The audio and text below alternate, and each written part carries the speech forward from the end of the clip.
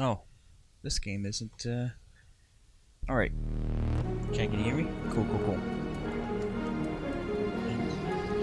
Alright, so here's a game I haven't touched for a very long time. It actually came out now. Or a few days ago. I forgot when.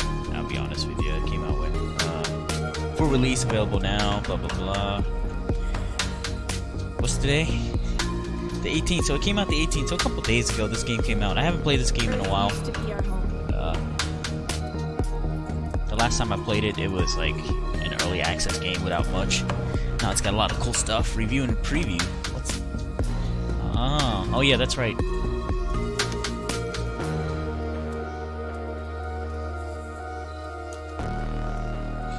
Alright.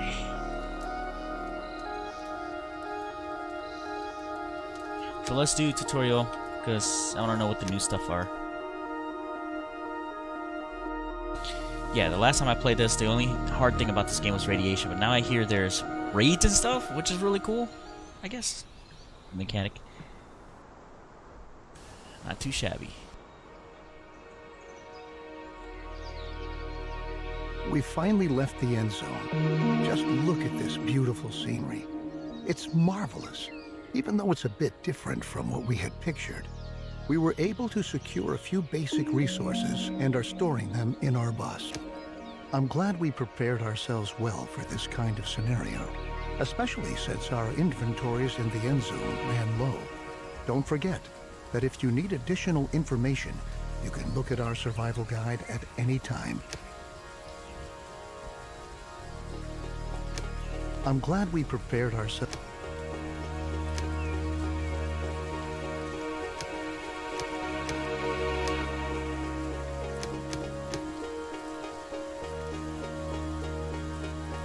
Well done. Everything you need to know should be right here. I think the time has come for us to at last build ourselves a new home here. Before we can construct buildings at all, we have to assign the profession builder to several settlers so that they can take care of construction contracts. In general, it's your responsibility to decide which tasks are important and how our settlers are supposed to be distributed to attend to them.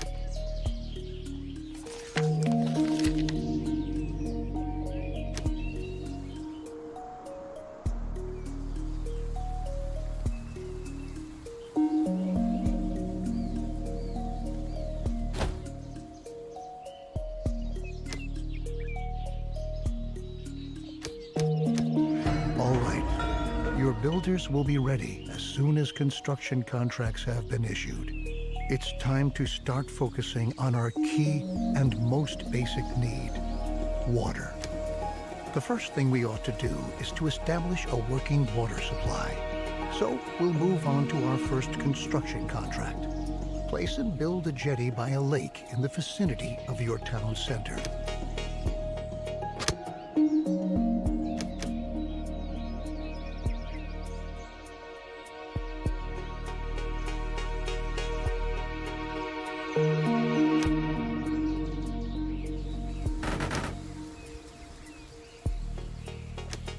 Very good. The jetty was completed as planned. Now we have a place where we can collect water. There are other possibilities to gather water too, but the jetty is the simplest and most cost-effective method. We can obtain and store water from different sources, like a jetty, rain collector, or well in the cistern. The cistern should always be in close proximity to a water source, so that our water carriers don't have to walk too far.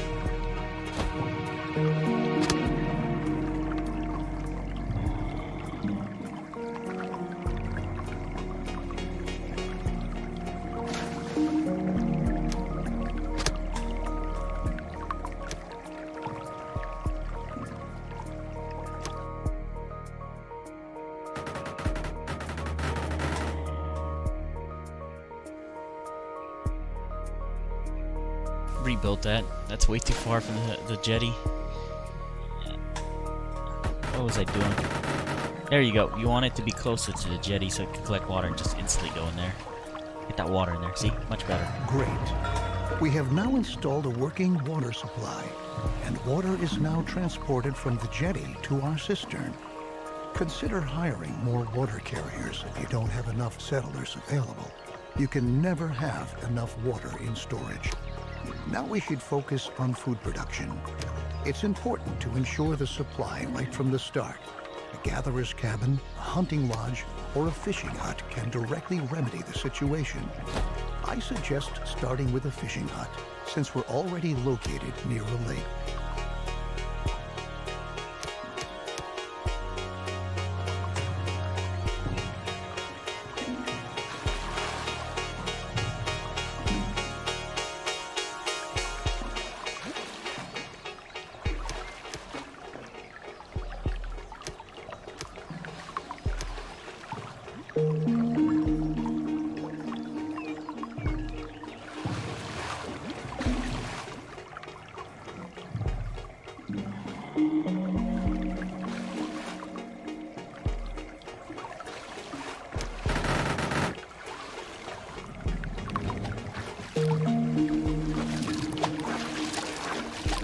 Good work. We've now taken care of our basic supply via food and water. Make sure that you have enough food and water on hand at all times, especially if you want to upgrade your settlement. A population that grows too fast can quickly unbalance your food and water supply, bringing major difficulties for you if you don't watch out. Crops are another excellent way of getting food, because they constantly grow as long as the soil is moist enough. Each seed has different yields and growing times. This means that it could take some time until your field is ready to be harvested, in contrast to your fishing hut, where production can be right away.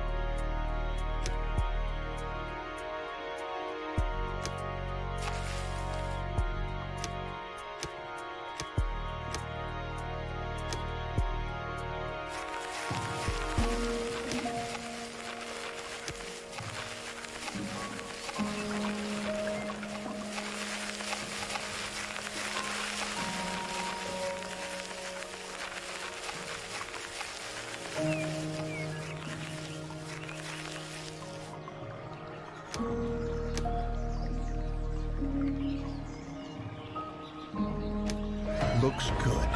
Remember that we need the widest variety of food sources to stay healthy. You should also plan ahead for drought periods that might come when it's not going to rain. Stock up on food and adapt your production to avoid bottlenecks. I'll show you a few more strategies later on.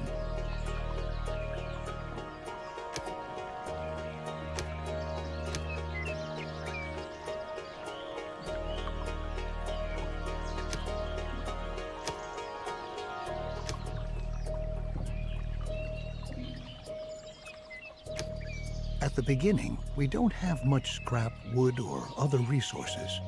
We could build a production building, but to obtain resources as fast as possible, it's best that we start gathering right away. Assign a Gather All Resources task. All the settlers who haven't been assigned any profession by you are going to accept these kinds of tasks. In addition, settlers distribute resources within your settlement.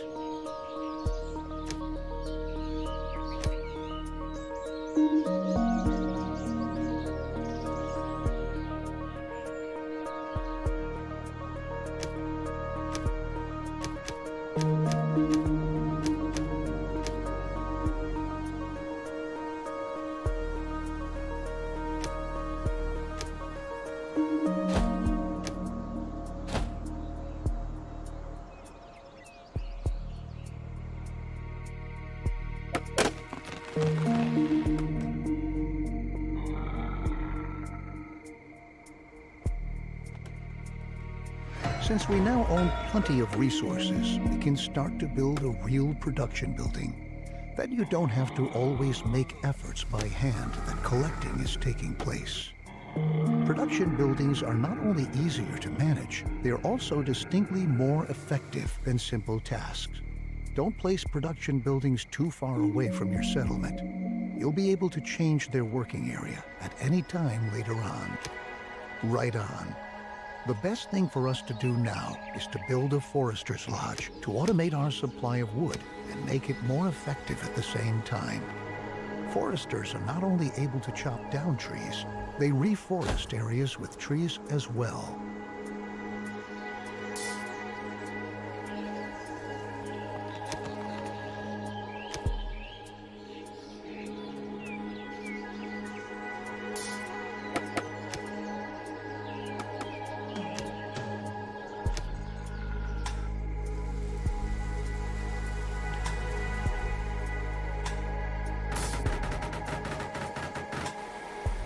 Don't worry, this is just a refresher. This is to get things going again. I remember how to play this game, but I just want to make sure I'm doing everything right, you know? So it's always good to do a tutorial, especially when they include it in the game. Helps get the end-def fix on your strategies. Production building near the settlements. You might want to change this building's working area later on to tell your workers where they should get their wood from. Ah, and for your information, if you want, you can also tell your forester's lodge that they only ought to attend to reforesting an area in order to create a lush, green forest which generations to come can use. Very good. Now we ought to take care of collecting scrap. Scrap is one of the most valuable resources because the quantities present are limited, and we can recover other resources from scrap.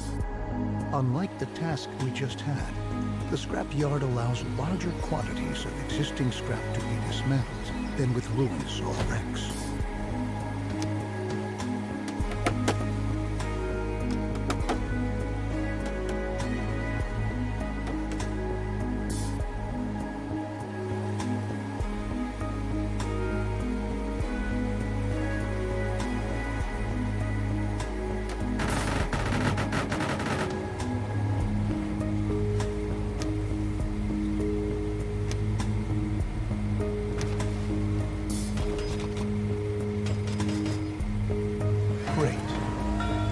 Change the working area for the scrapyard too.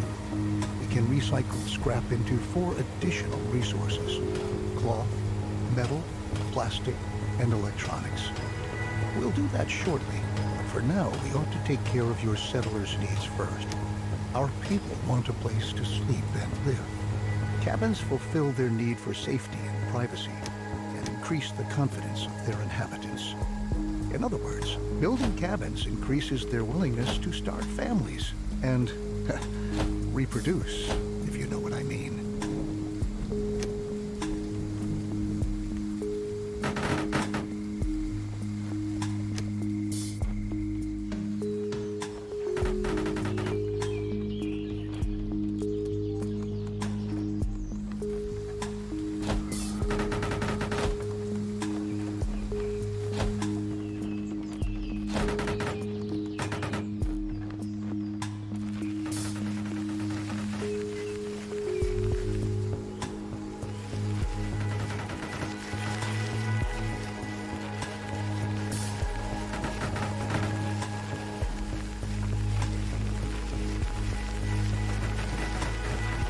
Besides cabins, you can also provide sturdy houses and shelters as housing. Sturdy houses withstand sandstorms better and have an increased storage capacity to boot. Children living in houses gradually fill up the house's stockpiles. Settlers do not reproduce in a shelter because they lack privacy. Let's return from our excursion into housing and refocus on scrap. With the help of a recycler or refinery, scrap can be sorted into 4 different resources. A recycler always takes scrap apart, one resource at a time, while a refinery automatically produces all 4 resources. To start off, you should build a recycler and produce cloth.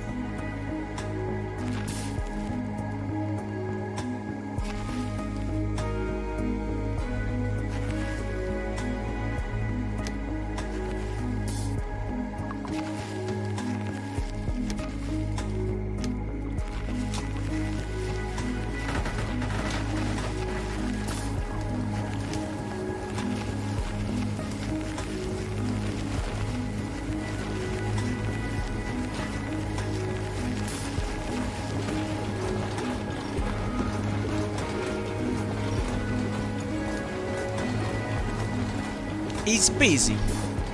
So now we're making cloth. We got a little town running. Just a little tutorial. Oh, the real challenge comes after when you start having big bases, and then you gotta manage the whole entire base. It gets crazy, I guess. When I played it, it got really crazy with the radiation and stuff. A resource at a time. So. It's important that you focus on the resources you really need, at least in the beginning. Cloth and metal look like good options if you want to equip us with protective clothing and tools. Happy settlers are industrious settlers. That's why we ought to look after our people and protect them against the surroundings and dangers, like radiation. So let's start by transforming our newly recovered cloth into protective clothing. A tailor will be able to help us with it.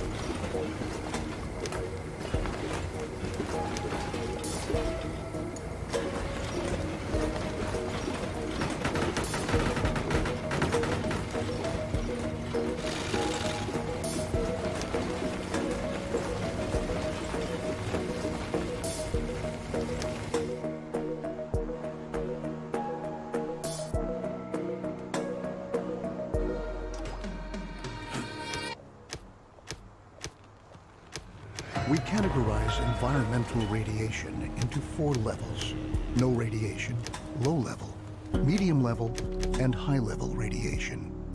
The radiation changes constantly and is influenced by weather and contaminated rain. Protective clothing helps to protect us against this kind of radiation, but it takes a while before it's produced. And production relies on a steady flow of incoming resources. Try to establish production chains at an early stage and start to stockpile goods so that some are always on hand. The tools we brought along from the Endzone are slowly but surely running out. So now, let's focus on manufacturing new tools. The tools will help us to work effectively.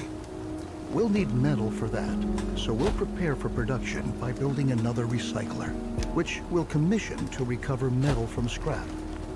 After that, we'll need a workshop to enable the manufacturing of brand new tools.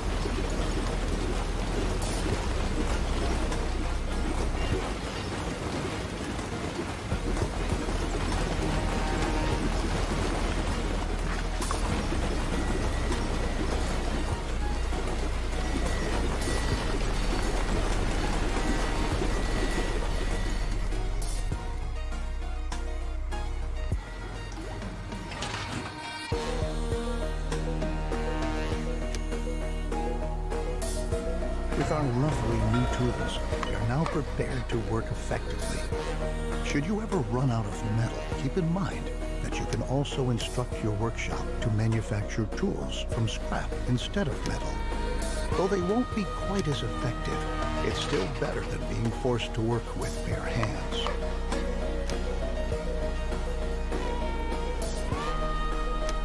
Down in the Endzone, we had sufficient time and resources to educate ourselves properly.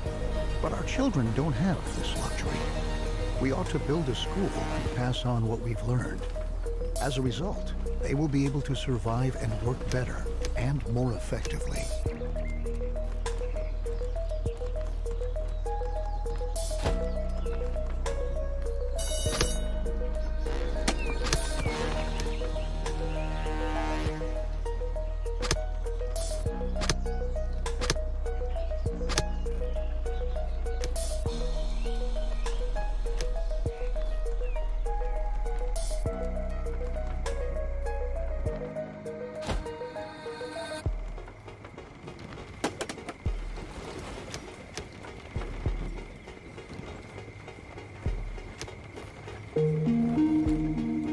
This is a solid tutorial. When I played this game, I didn't have a tutorial at all, but I still remember what I built a little bit. But there are a lot of new buildings in this game that I've never seen before since the early alpha of this game. But these were in the game, and then there was like radiation flying over every day, and things get destroyed. But wow, this game sure has gone a long way, and it's really good. I like it. I'm glad I invested in this game when it was in early access, and now that it's done, it's really nice. So these guys did a really good job, and trees got planted. Yes! Real trees.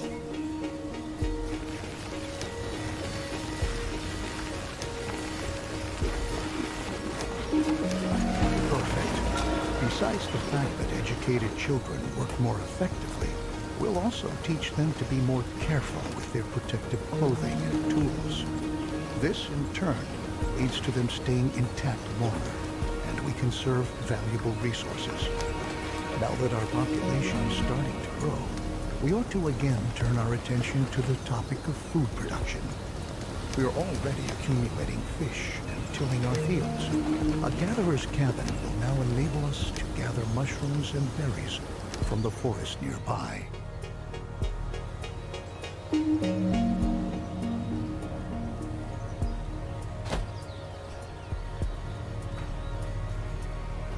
What's up, Franklin? I see you.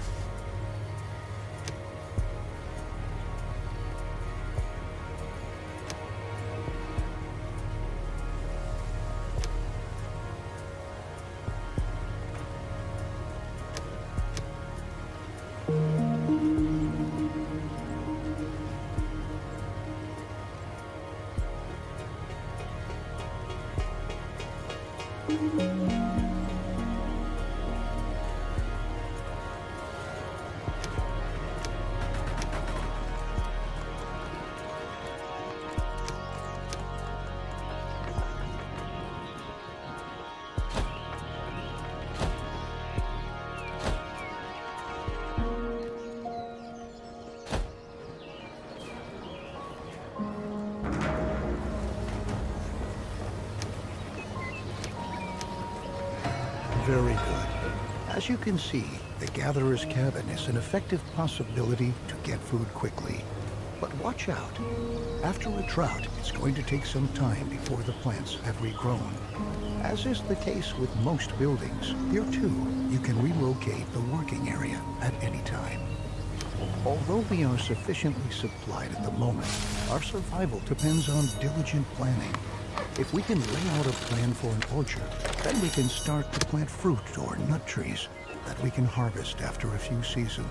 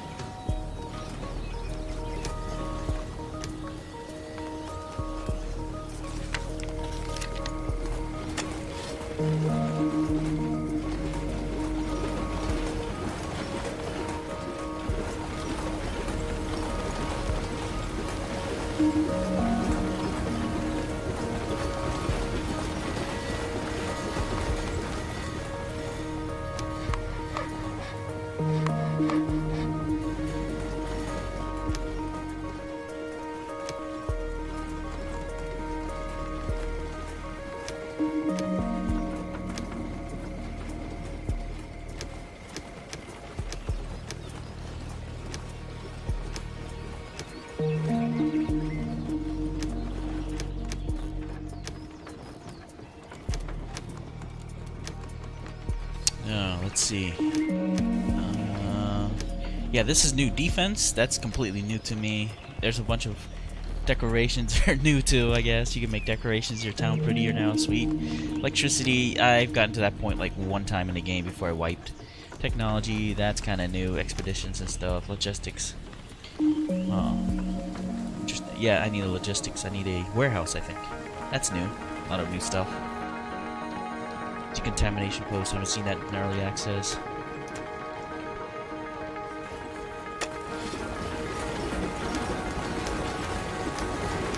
The orchard has been laid out, and the trees are already beginning to grow. Similar to crops for farming, trees need some time until they are fully grown.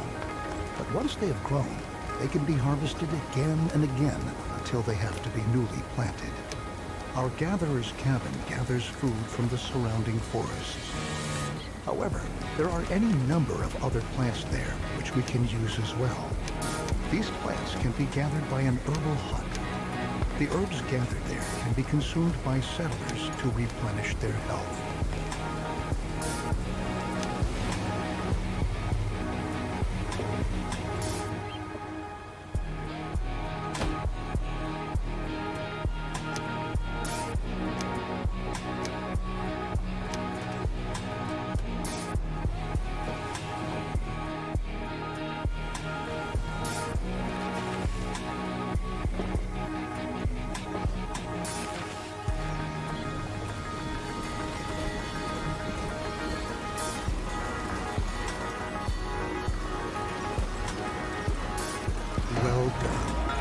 We can equally utilize the gathered herbs to convert them into medicine later on.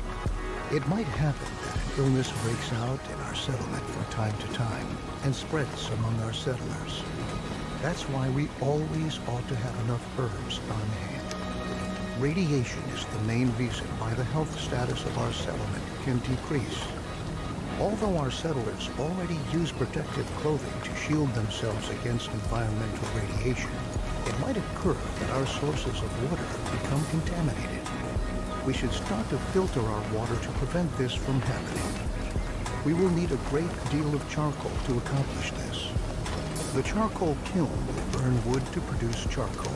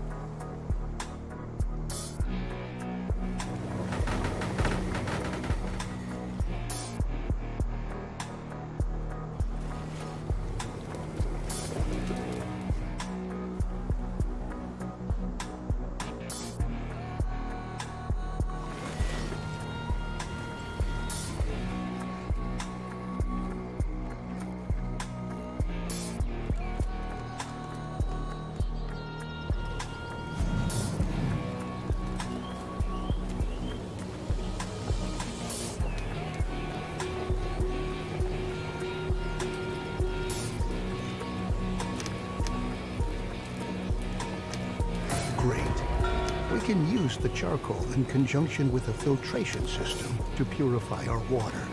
Unfortunately, our cistern is not able to do this.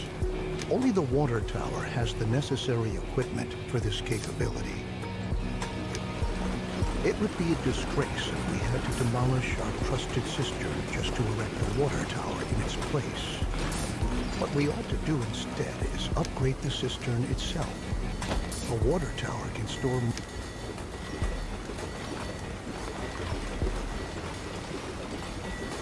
We need plastic now, basically. So we're gonna make plastic. We need a recycler up to collect plastic. Then we'll build a tower. Easy peasy.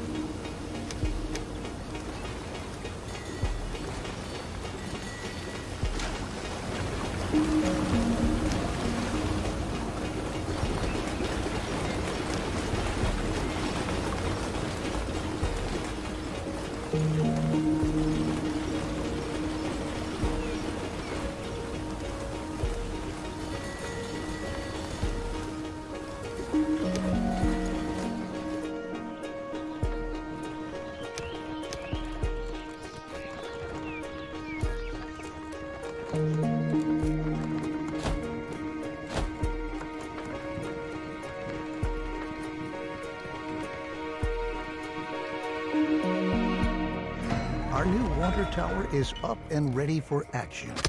Good work. Filtering the water is an important next step because clean drinking water is a key mainstay of any stable society. Let's begin with filtering our water.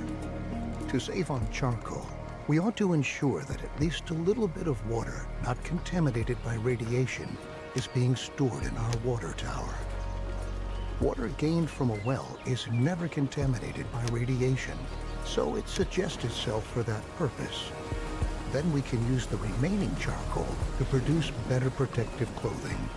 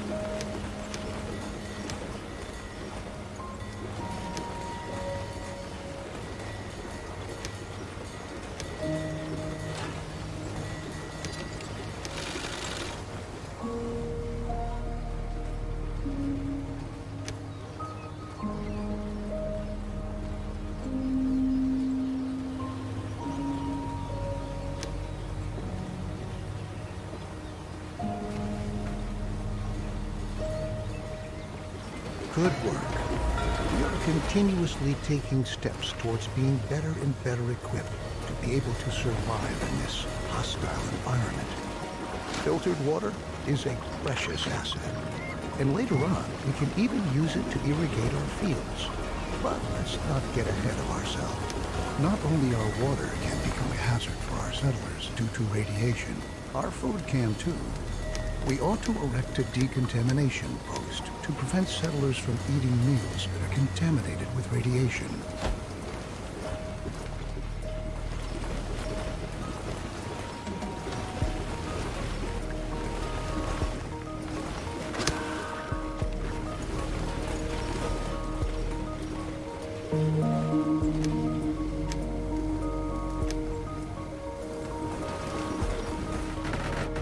Very good.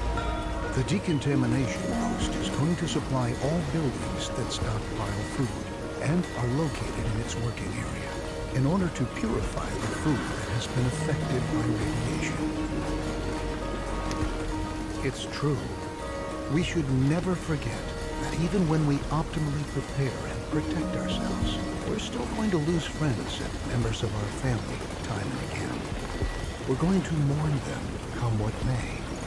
But if we're able to bury them in a cemetery, then we'll get over the pain and let them rest in peace.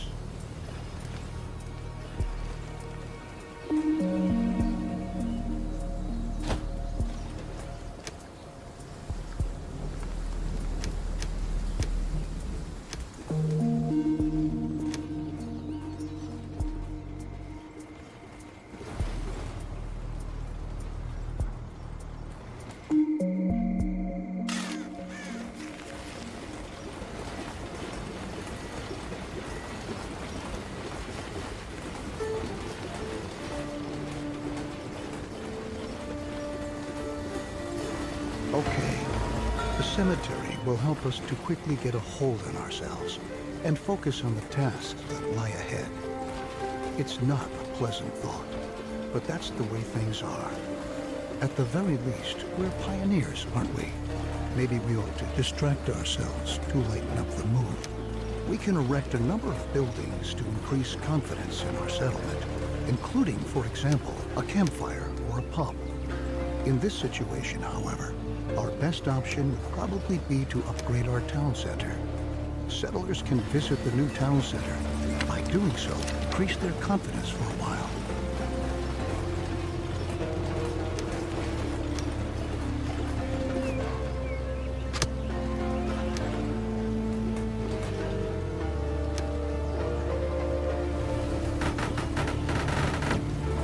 Very good. The new town center not only gives us more storage space, at the same time, it functions just like a campfire, too. Settlers can visit the new town center, and by doing so, increase their confidence for a while. Now that we have made efforts to ensure the spiritual well-being of our settlers, we ought to attend to their physical health as well. Our settlers can get sick from time to time. Settlers who have become infected with the disease can die from it if they're not treated. Settlers will go to a medical facility to have themselves treated and will be admitted there, provided that beds are still available. We ought to ensure our settlers' medical health care.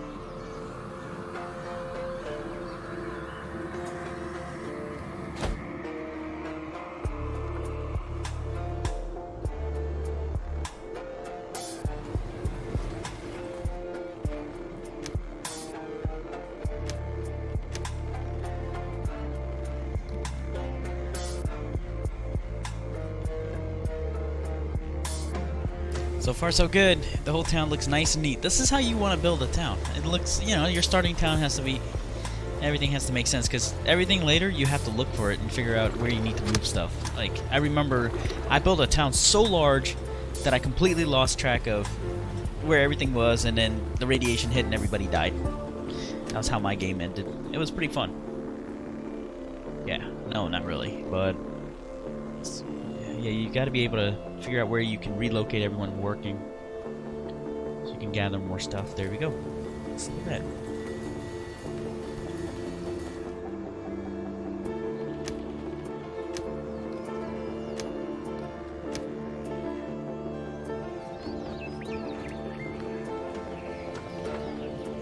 Body cam videos today, bro. You are freaking hilarious. I love your comments every day. Body cams video. Yeah, no body cams in this futuristic game, bro.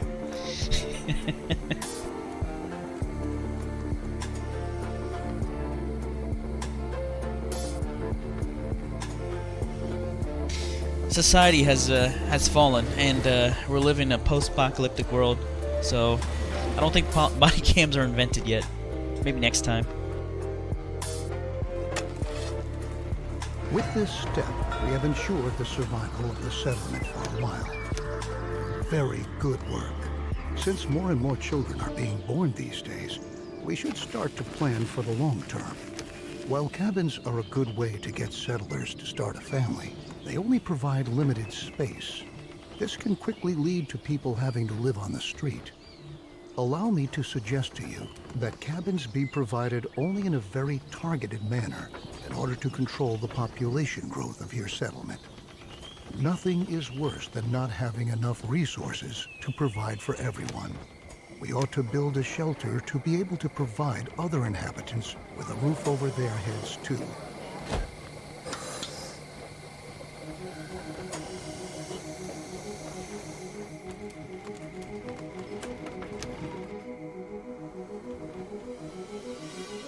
Yeah, you say that now, but then after you watch movies like Mad Max, you definitely want to live in a society. It's great.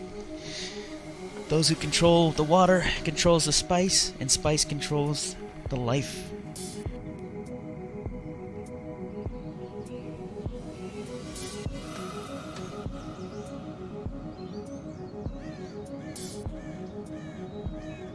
Wait, what was the Dune famous quote?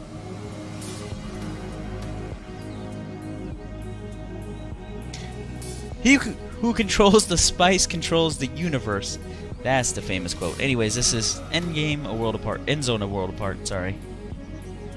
All right. Very good. Remember that when children grow up, they're going to leave their parents' house and look around for a new place to live. It might happen that they don't find any home at all. We ought to build a shelter to be able to provide all inhabitants with a roof over their head.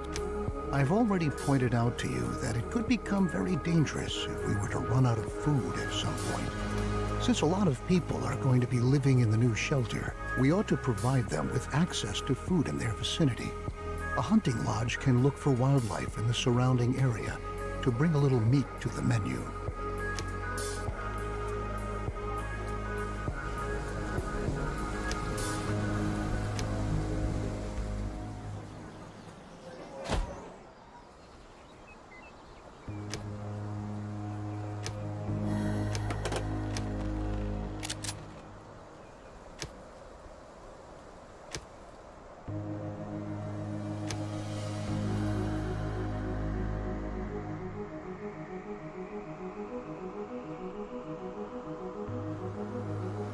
You do you, buddy. You do you.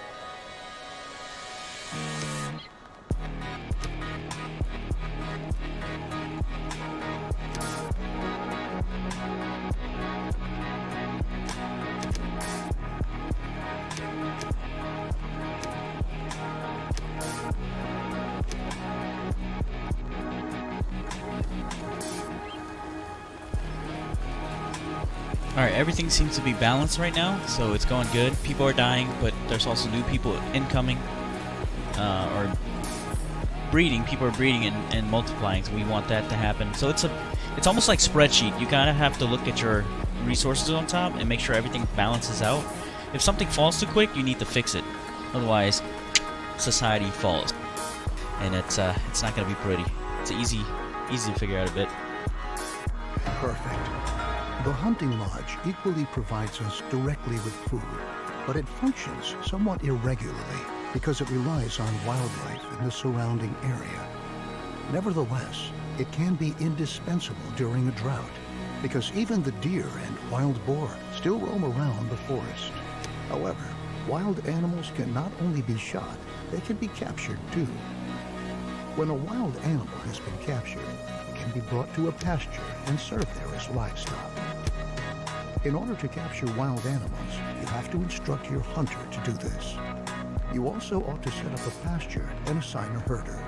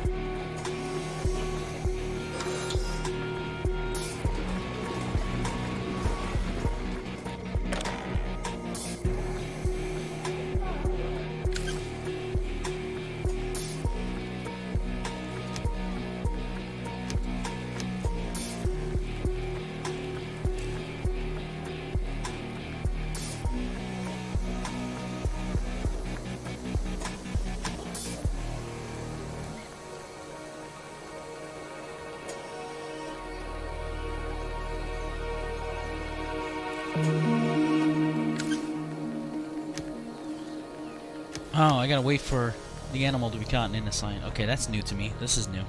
Pasture.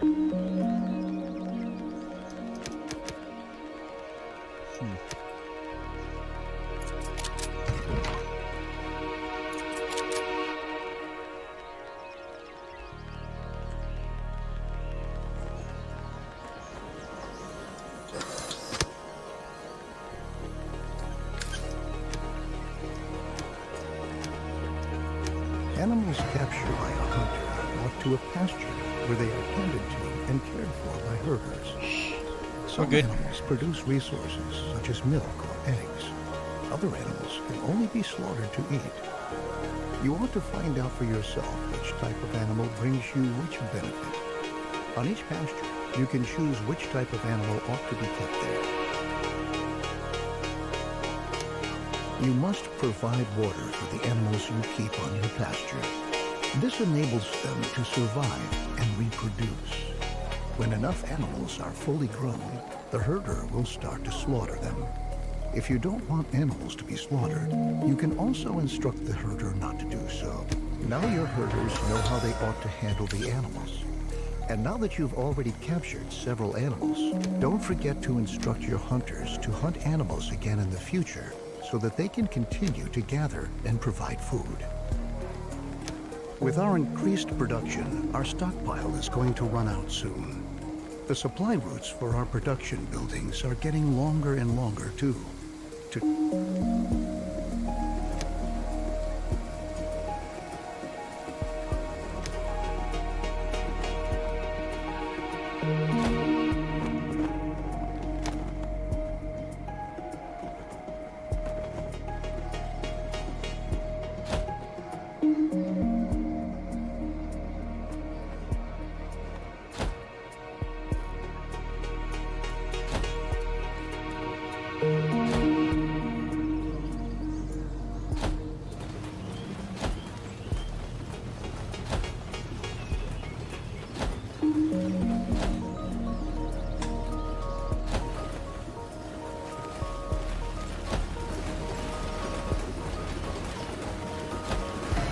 Good.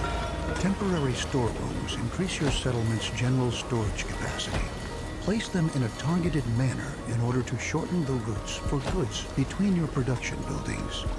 Roads are equally a great benefit because settlers moving on roads can go distinctly faster than on a normal supporting surface.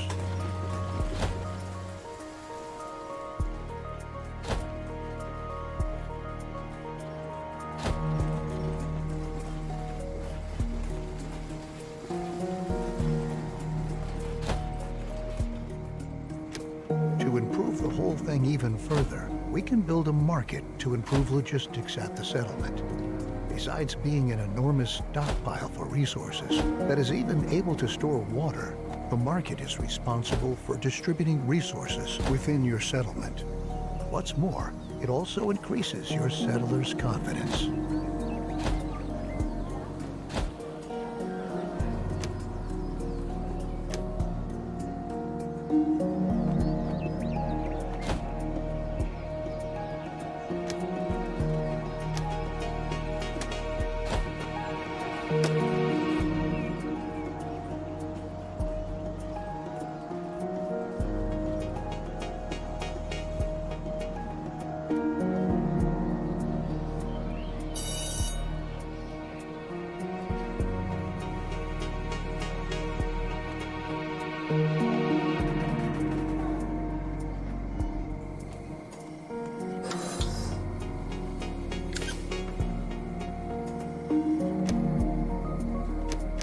Logisticians are able to amass resources from the whole settlement and bring them to the market.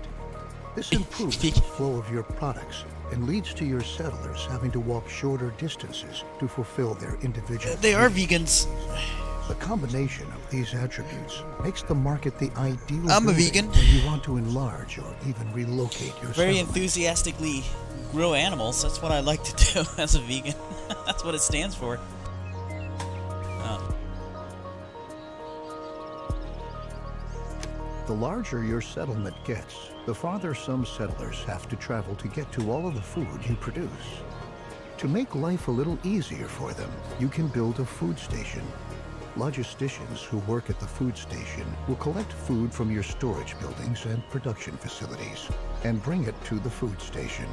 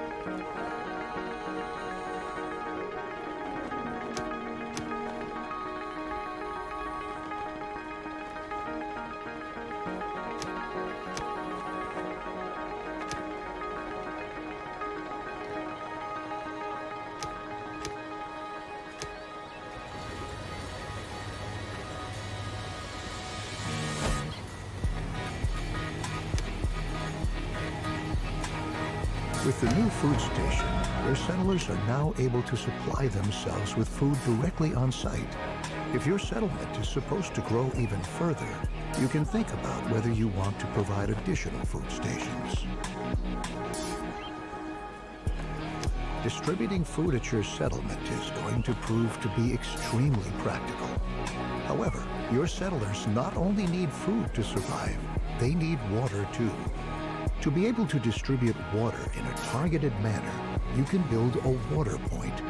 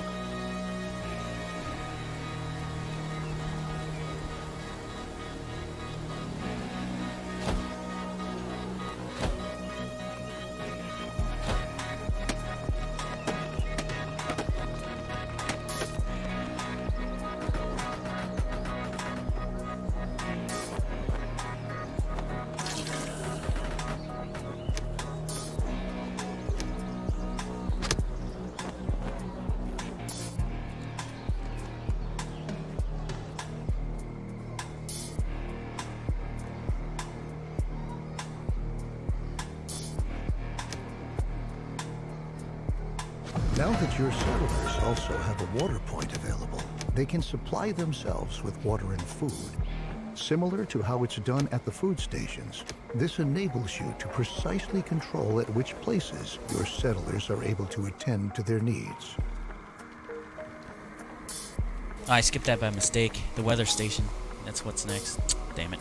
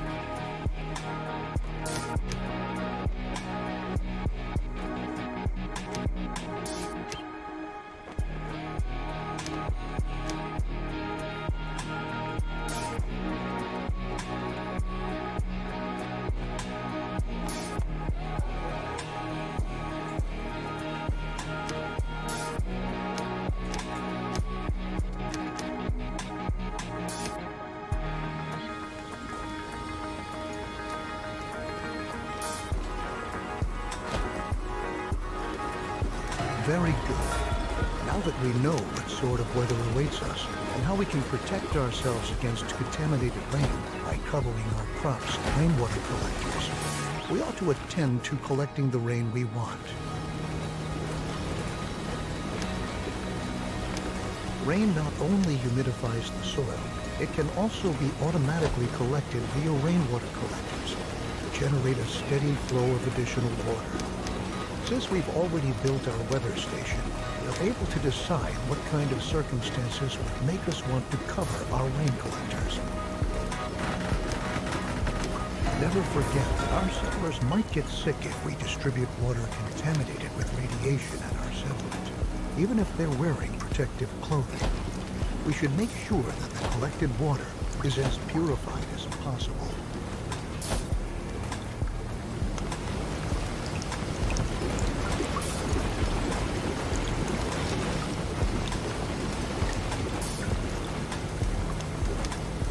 We can have our crops covered to shield our seedlings against radiation. But once they've been covered, naturally they won't be irrigated with rain anymore. To rectify this problem, we can build an irrigation plant that is able to artificially regulate soil humidification. Place this building with care, because it is only going to irrigate the soil within its impact radius.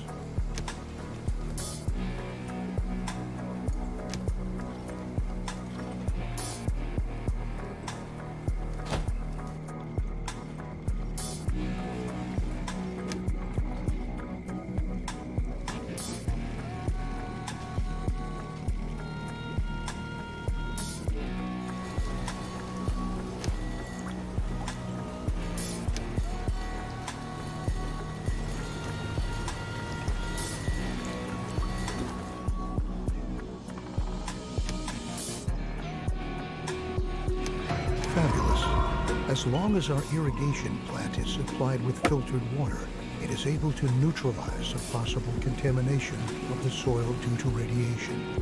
But watch out. When water contaminated with radiation is fed into the system, this can lead to precisely the opposite. And the irrigation plant itself may possibly cause radioactive pollution of its surrounding area. Alongside contaminated rain, there are other environmental hazards, such as sandstorms or droughts. The soil dries out during a drought, and sandstorms sweep across the landscape from time to time. These sandstorms can damage your buildings and ultimately make them unfit for use. We ought to prepare for this and assign several more builders to enable potential damage to be repaired. You can decide which type of task your builders ought to give priority to at our town center. You can instruct them to merely repair buildings, to erect new buildings, or to do both at the same time. This enables you to react quickly in crisis situations. For instance, in the event of a sandstorm, you can quickly attend to having damaged buildings repaired.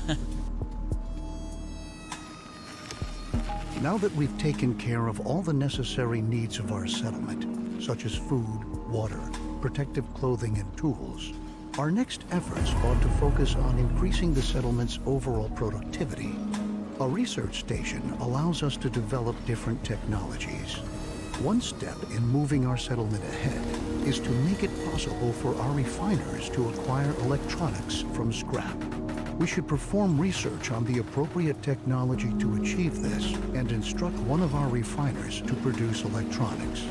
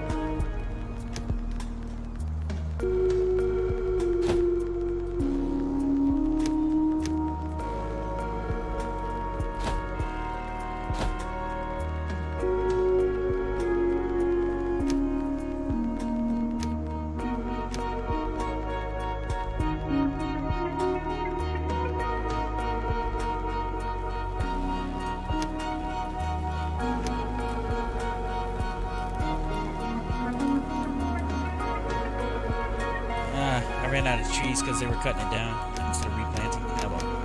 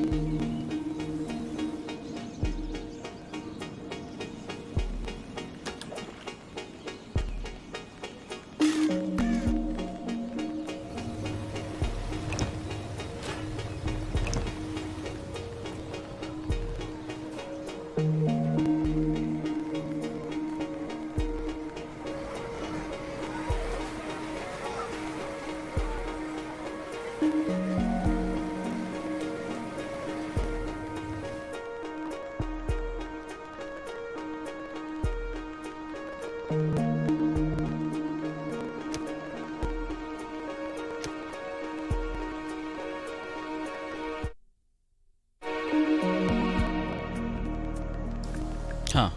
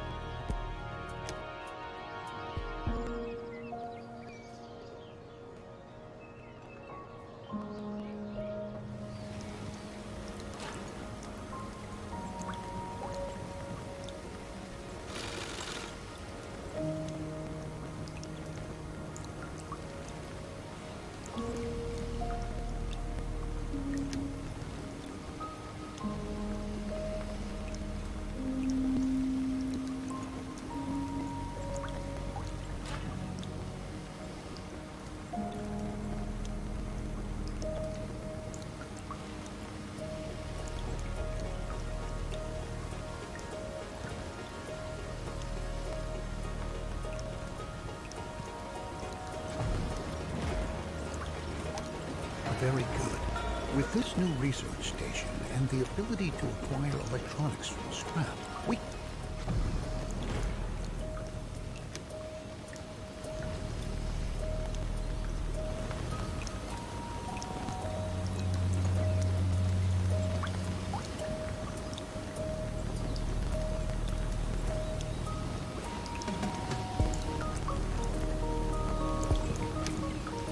can provide our settlement with all the materials we need.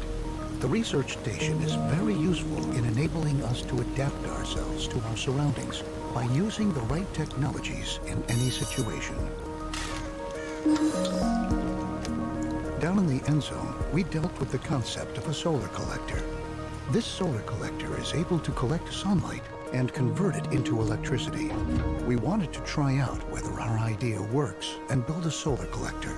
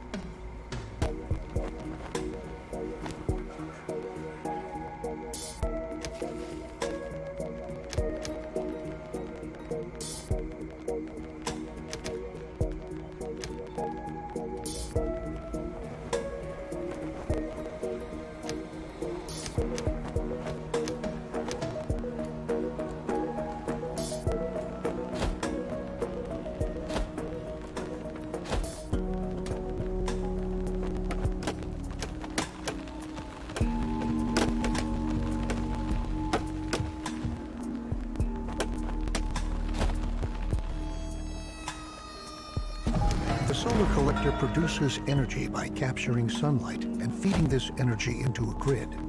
The solar collector also gives us all the relevant information we need to keep an eye on our settlement's power consumption. Each of your buildings automatically hook up to this power grid when you set up an electric power pole within the building's range. Buildings supplied with electricity work distinctly more effectively and produce faster as a result. What's more, housing supplied with electricity increases the confidence of the settlers who use it.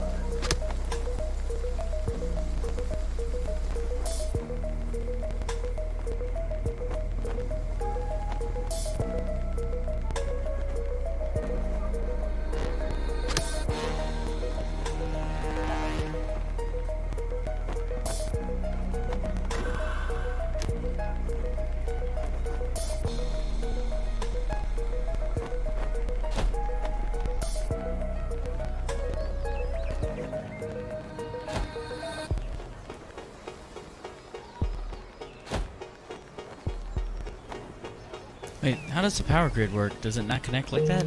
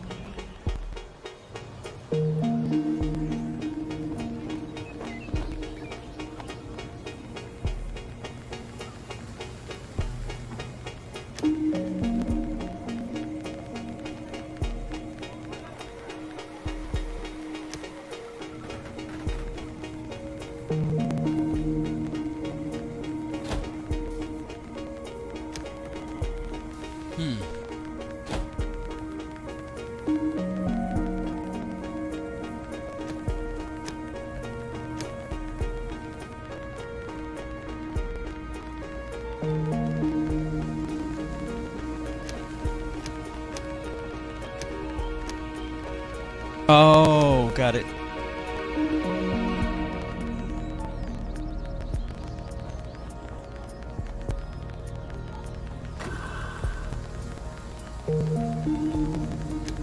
Each of your buildings automatically hook up to this power grid when you set up an electric power pole within the building's range. Buildings supplied with electricity work distinctly, more effectively, and produce faster.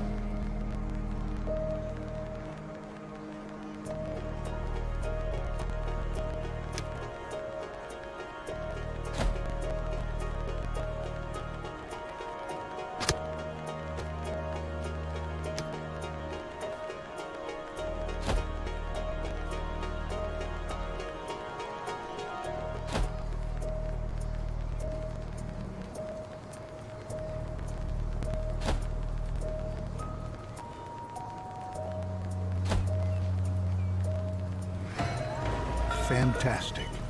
I can only picture how our ancestors must have felt with their almost infinite supply of energy. However, you ought to constantly keep an eye on your power consumption to avoid outages. Logically, the solar collector is only able to produce energy during the daytime. It would be beneficial if we could also make electricity available at night so that our settlement remains effective. It's clear that we currently work slower at night, so let's try to store the surplus energy we produce during the daytime to enable it to be used at night.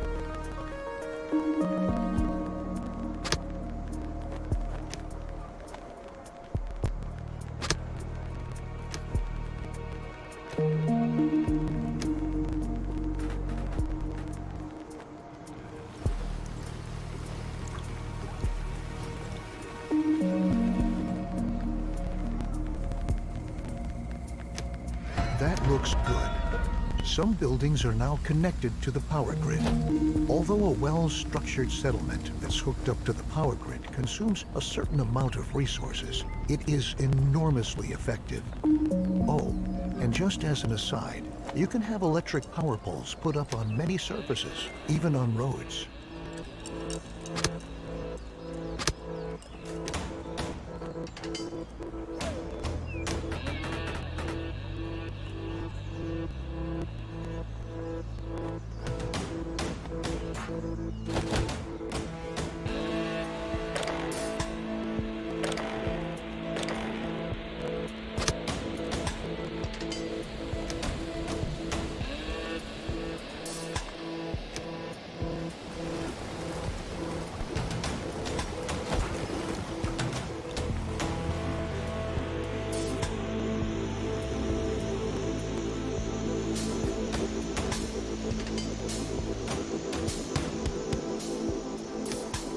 With the settlement producing on a stable scale, we can now focus on exploring our surroundings.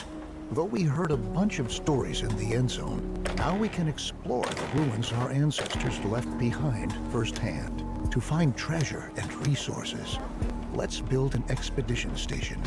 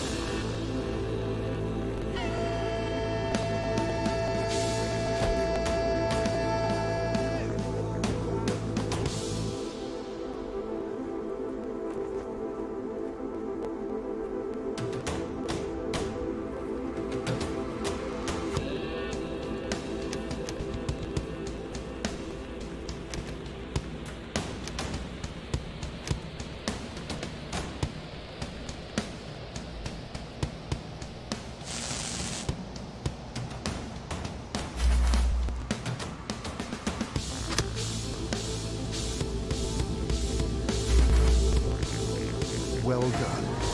Assign settlers to be scouts and prepare expedition rations.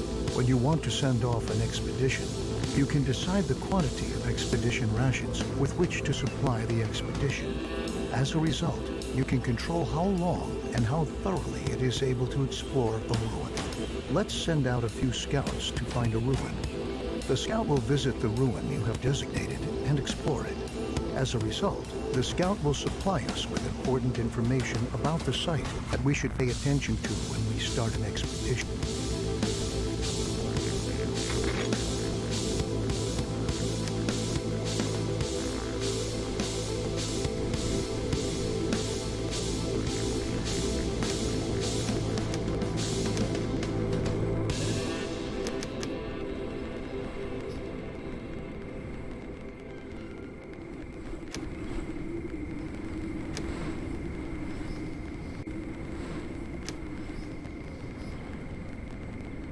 This is such a solid tutorial, man. Such a solid tutorial. It's going through everything. It's been a while. About an hour.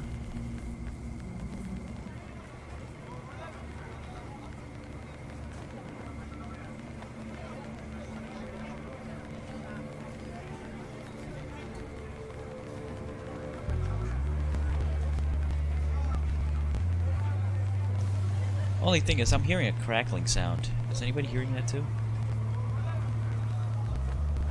Could be from Our the game. scout has returned and brought along a variety of useful information. Now that we know what we have to reckon with, we can put together a team in order to explore the ruin more precisely.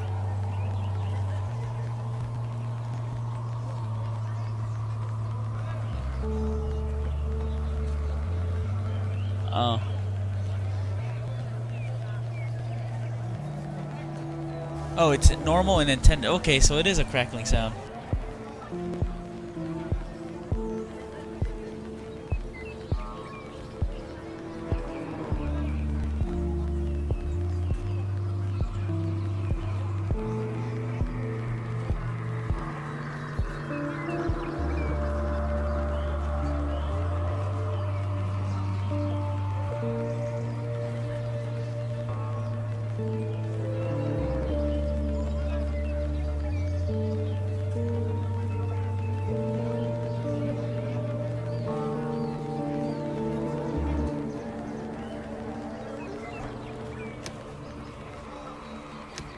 Each ruin has its own challenges, secrets, and valuable resources. Choose settlers who fulfill the necessary prerequisites for the respective ruin, and give them enough expedition rations to take along. In addition, don't forget to equip them with protective clothing and tools to the best of your ability before you send them off.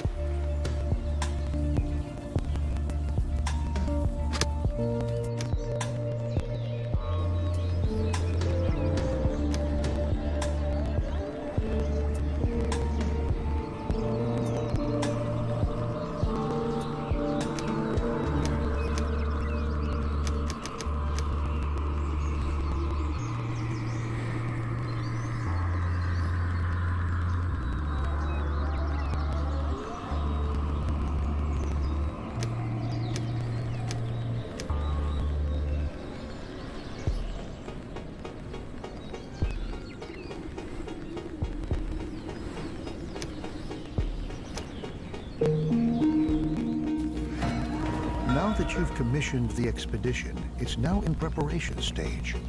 Expedition rations and other necessary resources are being amassed. Afterwards, the settlers you selected will relinquish their old tasks, assemble, equip themselves, and subsequently set off together on their way.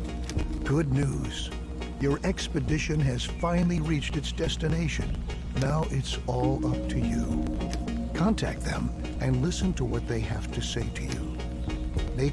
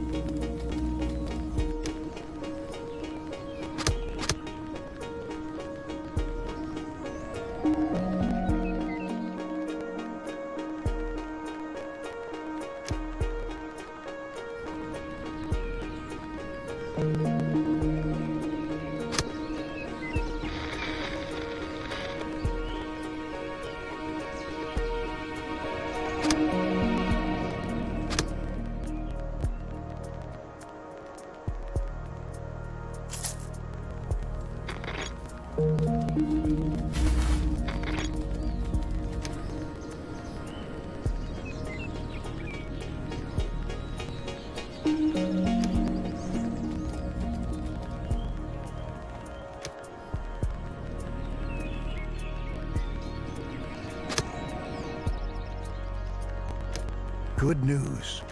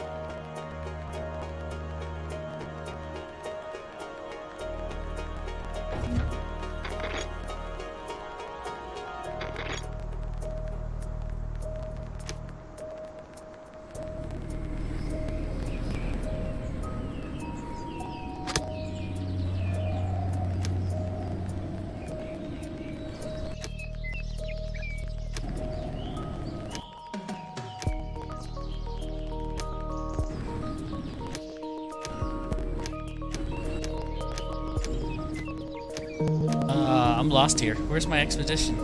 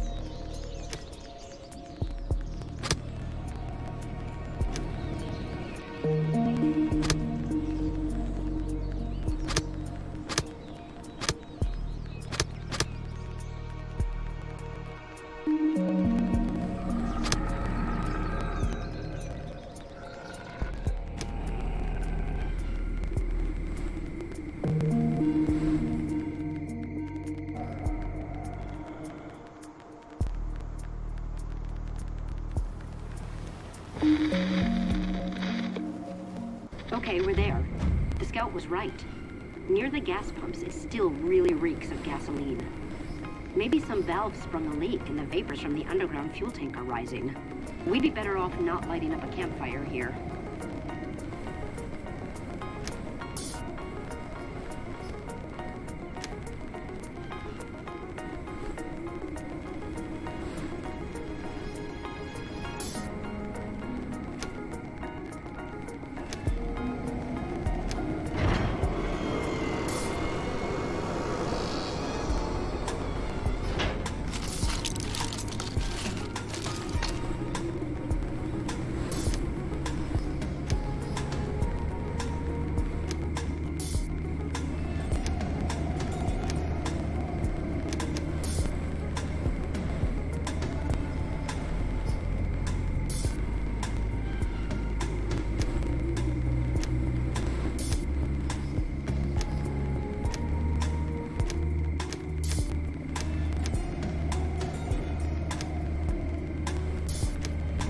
Well done.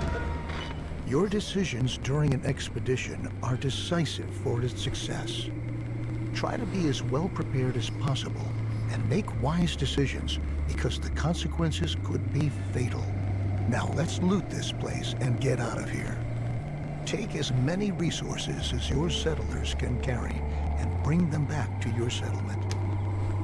Now that you know how you can help your settlers to manage in this environment so hostile to life, I'd like to show you how you can design your settlement in such a way so that your settlers are not only able to survive in it, they're actually glad to be here as well.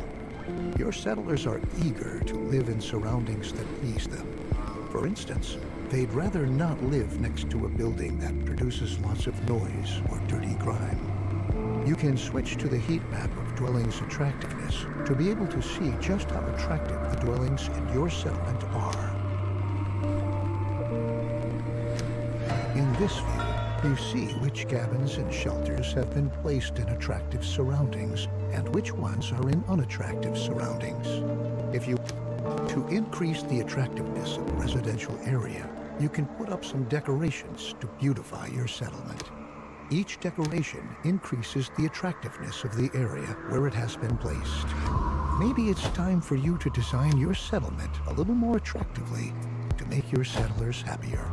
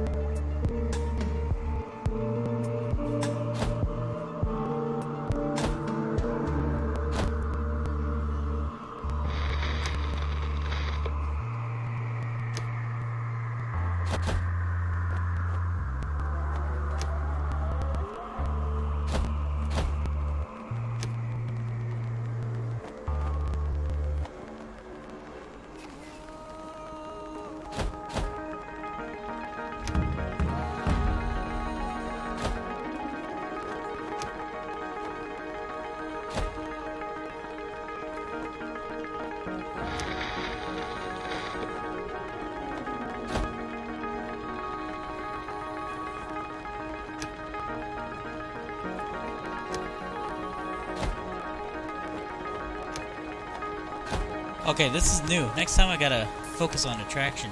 So I need to leave a little bit more space when I build. Huh. Interesting.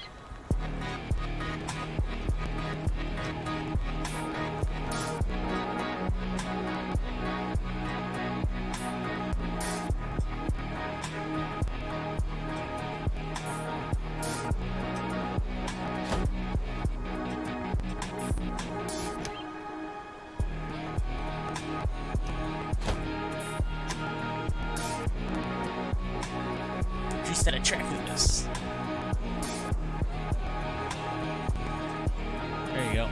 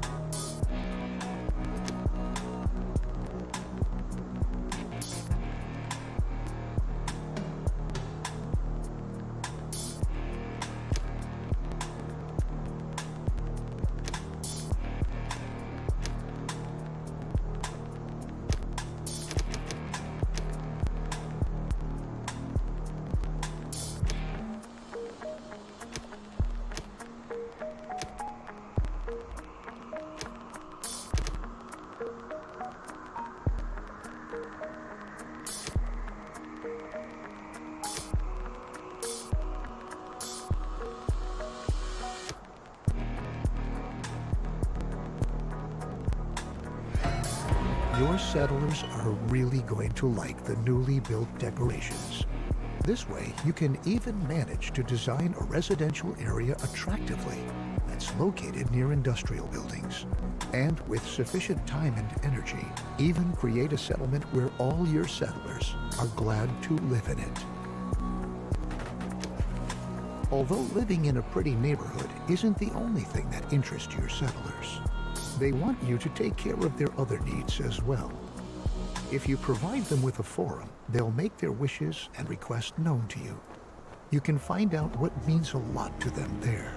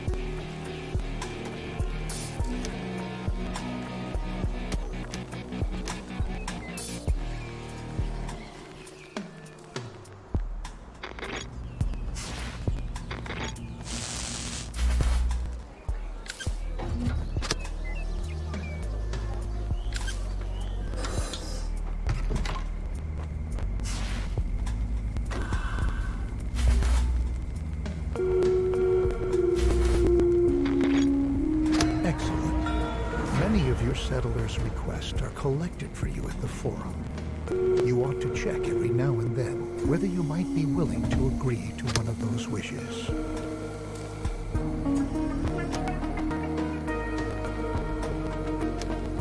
However, the forum is not only responsible for enabling your settlers to turn to you. At the forum, you can address them too. You can issue decrees and establish rules at the forum, stating how your settlers need to behave. This way, for example, you can ration food and water, or go so far as to prohibit your settlers from reproducing in the near future.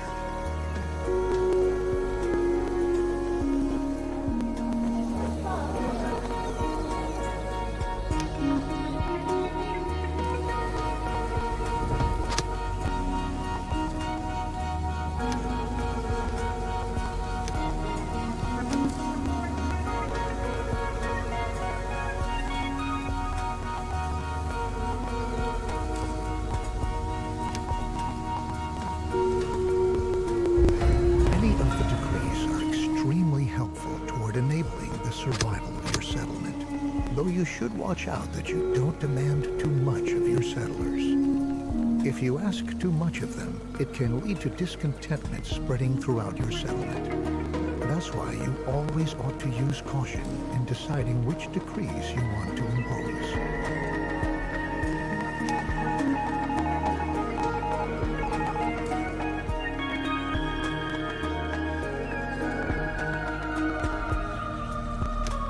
Although such a thriving settlement like this one here not only has its advantages, it could be that the attention of prowling raiders is drawn to you, and you'll have to defend yourself against them. First of all, it's going to be important to set up your own defenses.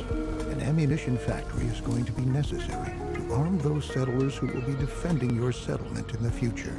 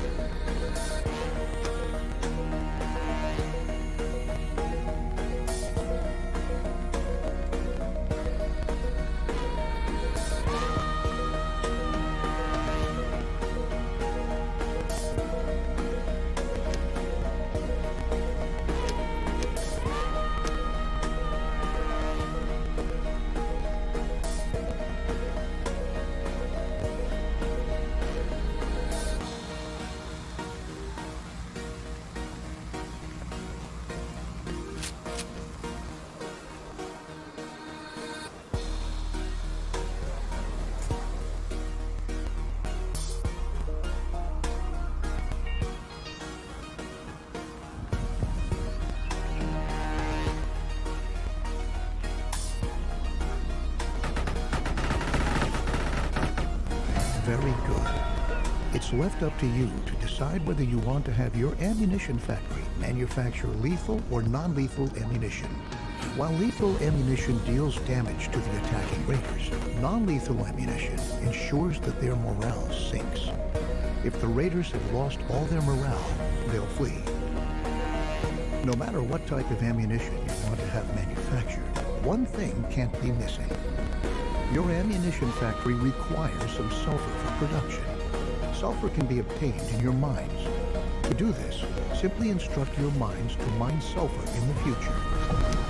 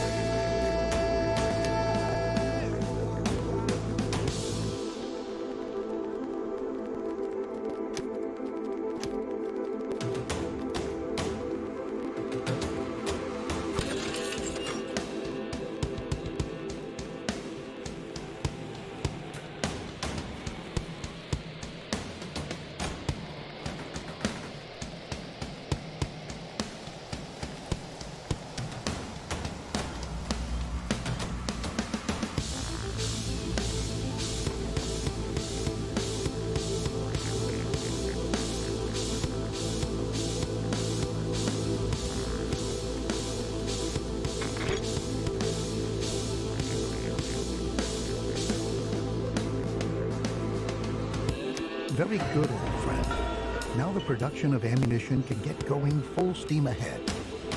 To be able to give your settlement blanket protection against attackers, the next thing you want to do is to build several watchtowers and assign militia there. Your settlers will fire at raiders from these watchtowers. It will be best if you place your towers in such a way that they don't stand too close to each other, so that your entire settlement can be protected whenever possible.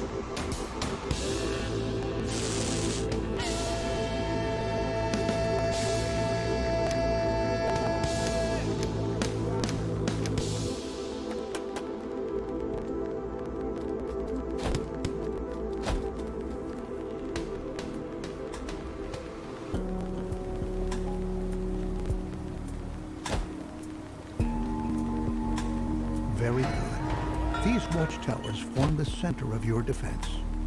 At each watchtower, you can individually configure the type of ammunition the militia who have been assigned there are supposed to fire at the raiders. As you can see, the raider force is now on its way here. Pay attention to the direction they're coming from.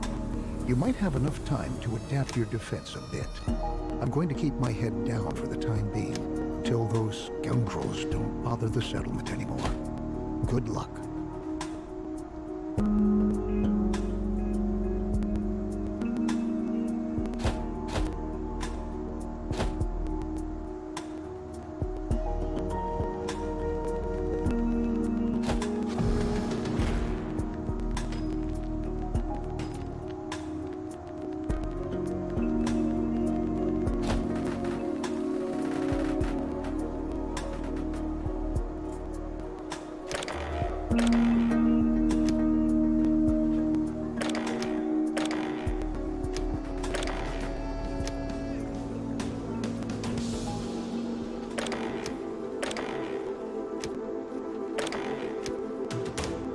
You said my people are hopeless cases.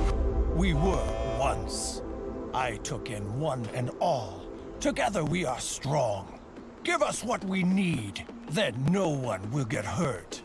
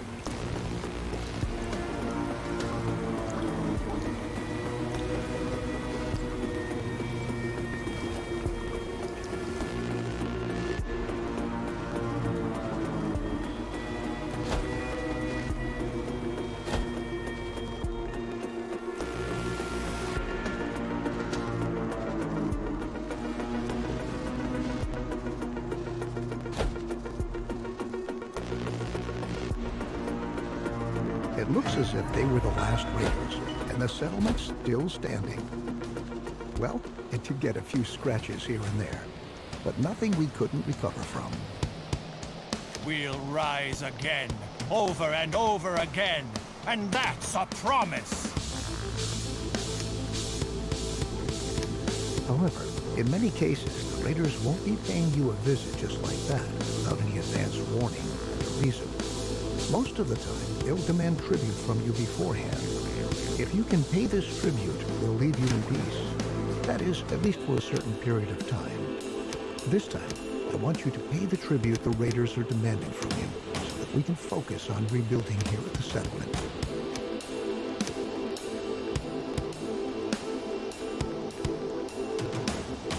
Very good. By doing so, you bought us a little time to be able to prepare ourselves further. I think the time has come at last for me to bow out as mentor. I've taught you everything I know, and you've proven yourself by keeping us healthy and in good spirits. I may have taken care of heading our last days in the end. And that, my friend, was the Now, tutorial. all my That was a days 2-hour rise with tutorial of this gameplay. I believe that you I had to get stuff going. So, in the next video that I will do, I will start fresh. No more tutorial, and we're gonna go from there. So that I'm gonna end this video now and take a break. It's early. I need to get some breakfast, you know, feed my body, take a shower, and do the healthy stuff. Yes, when playing these type of games, you don't want to play too long and go crazy, which I do most of the time. But it's breakfast time here, so I'm gonna bow out for now. And thank you for watching. This is Endzone: A World Apart, the release copy of the game. It's really solid now. A lot of tree tech, a lot of things to do with your thriving colony. So it's a much better game than when it was in early access. I like it. I like it a lot. It's fun. And great tutorial. You don't find a lot of good tutorials out there. When you usually play games, you only get things here and there, but this one is great for starting players off.